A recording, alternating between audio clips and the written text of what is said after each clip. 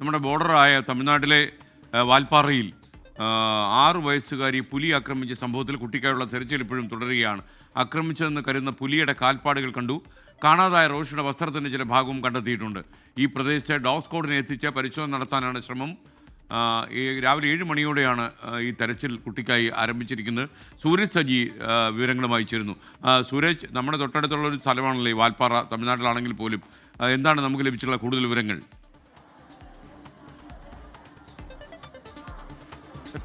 കേരളത്തോട് ചേർന്ന് കിടക്കുന്ന പ്രദേശമാണ് ഈ വാൽപ്പാറ. ഇന്നലെ വൈകുന്നേരം 6 മണിയോടുകൂടിയാണ് ഈ വീടിനകത്ത് ഇരുന്ന് കളിച്ചുകൊണ്ടിരുന്ന 6 വയസ്സുകാരി റോഷ്നിയെ പുലി കടിച്ചുകൊണ്ട് പോയത്. അമ്മ സമീപത്തെ ഒരു ജലസംഭരണിയിൽ നിന്ന് വെള്ളം എടുത്തു കൊണ്ടുവരുന്ന സമയത്താണ് മകളെ പുലി കടിച്ച് വലിച്ചുകൊണ്ട് പോകുന്നത് കണ്ടത്. പിന്നാലെ അമ്മ ഓടിയെത്തിയെങ്കിലും പുലി ഈ കാടിനകത്തേക്ക് മറഞ്ഞു എന്നുള്ളതാണ് പറയുന്നത്. ഈ 6 മണി സമയമൊക്കെ വാൽപ്പാറയെ സംബന്ധിച്ച് ഇരുട്ട് വീണു തുടങ്ങുന്ന സമയമാണ്. അതുകൊണ്ട് തന്നെ ഈ കുട്ടിയുമായി പുലി പിന്നീട് എങ്ങോട്ടാണ് പോയത് എന്ന് കണ്ടെത്താൻ സാധിച്ചിരുന്നില്ല. ഉടനെ തന്നെ വനംവകുപ്പിനെയും പോലീസിനെയും എല്ലാം വിവരം അറിയിച്ചു. ഇന്നലെ രാത്രി വലിയ രീതിയിലുള്ള തിരച്ചിലാണ് ഈ മേഖലയിൽ നടത്തിയത്. അത് പല സംഘങ്ങളായി തിരിഞ്ഞുകൊണ്ട് തമിഴ്നാട് വനംവകുപ്പിന്റെ ഉന്നത ഉദ്യോഗസ്ഥരടക്കം പങ്കെടുത്തുകൊണ്ട് വലിയ തിരച്ചിൽ ഈ മേഖലയിൽ നടത്തുന്നു. പക്ഷേ രാത്രി ഇവർക്ക് ഏറ്റവും പ്രതികൂലമായി മാറിയത് കനത്ത മഴയാണ്.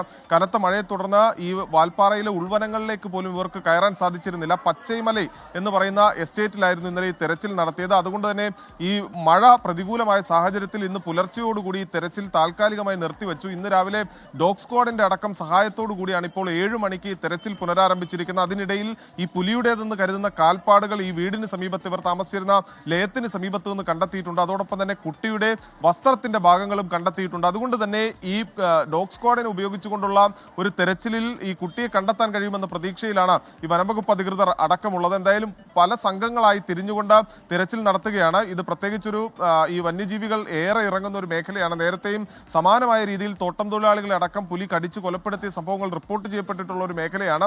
ആളുകളെ സംബന്ധിച്ച് വലിയ ആശങ്കയുണ്ട്. കുട്ടിയെ കണ്ടെത്തുന്നതിന് വേണ്ടിയുള്ള അന്വേഷണം അത് ഊർജിതമാക്കുകയും ചെയ്തിട്ടുണ്ട്. ഓക്കെ, സൂരജ് സജിയാണ് വിവരങ്ങൾ നൽകിയത്. നമ്മുടെ ഈ അതിരപ്പള്ളിയിൽ കുറച്ചുകൂടെ മുന്നോട്ട് പോയാൽ നമുക്ക് തമിഴ്നാടിൻ്റെ അതിർത്തിയിലുള്ള ഈ വാൽപ്പാറ എന്ന സ്ഥലത്തെത്താം.